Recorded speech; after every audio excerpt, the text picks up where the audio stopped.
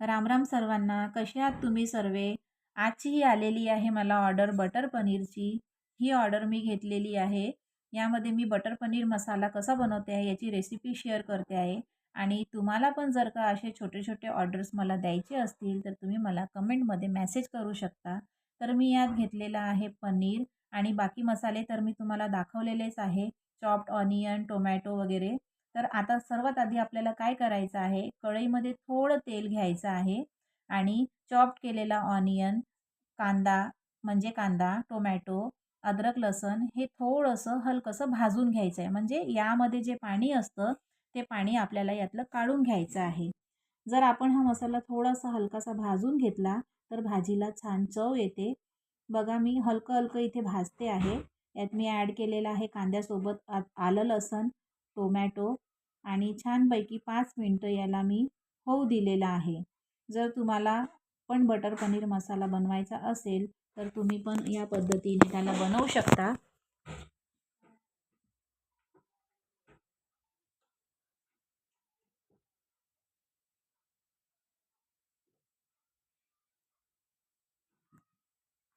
कांदा टोमॅटोला हलकं भाजून घेतल्यानंतर याला मी घेतलेलं आहे मिक्सरच्या जारमध्ये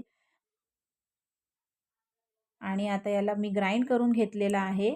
मटेरियल थंड झाल्यावर मी त्याला ग्राइंड केलेलं आहे. आता मी घेतलेलं आहे कढईमध्ये थोडं तेल, म्हणजे भाजीला लागेल तेवढं तेल तुम्ही तुमच्या आवडीनुसार यात ॲड करू शकता. आणि मसाले तर आता चला तर बनवूया आपण बटर पनीरची भाजी. तेल गरम झाल्यावर मी ॲड केलेला आहे ग्राइंड केलेला मसाला म्हणजेच ग्रेव्ही. ग्रेव्हीला तेलामध्ये छानपैकी 5 ते 10 मिनटं होऊ द्यायचं आहे. बघा मी ग्रेव्ही यात ॲड केलेली आहे आणि आता आपल्याला याला छानपैकी होऊ द्यायचं आहे. आता यात मी ॲड करणार आहे मसाले. हे जे मसाले आहेत हे अगदी घरगुती आहे आणि ऑर्गॅनिक आहे. मी सगळे मसाले हे घरी बनवलेले आहे. इथे कुठल्याही प्रकारचा बाहेरचा मसाला मी यूज केलेला नाही आहे.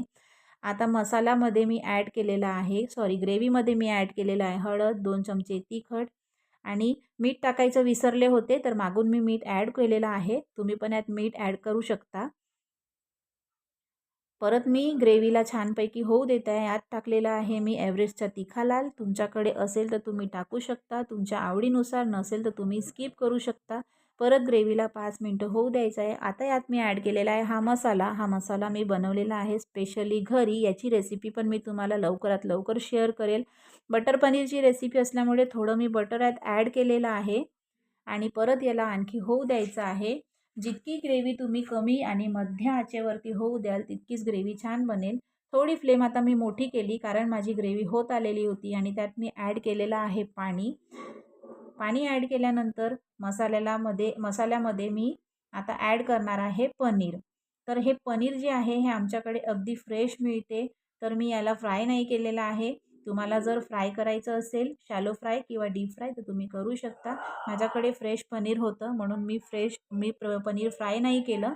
आणि आता परत याला मी थोडं 2 मिनटं होऊ देणार आहे. जास्त नाही, पनीर असल्यामुळे आपल्याला खूप शिजवायची गरज नाही. आणि वरून मी टाकलेलं आहे कोथिंबीर. तुम्हाला पण जर असे छोटे छोटे ऑर्डर्स मला द्यायचे असतील तर तुम्ही कमेंट बॉक्समध्ये मला मेसेज करू शकता. आईचं स्वयंपाकघर यावरती मी ऑर्डर्स घेत असते. तर माझी ही रेसिपी आहे रेडी. तुम्हाला आवडेल तर नक्की लाईक करा, शेअर करा आणि सबस्क्राईब करा.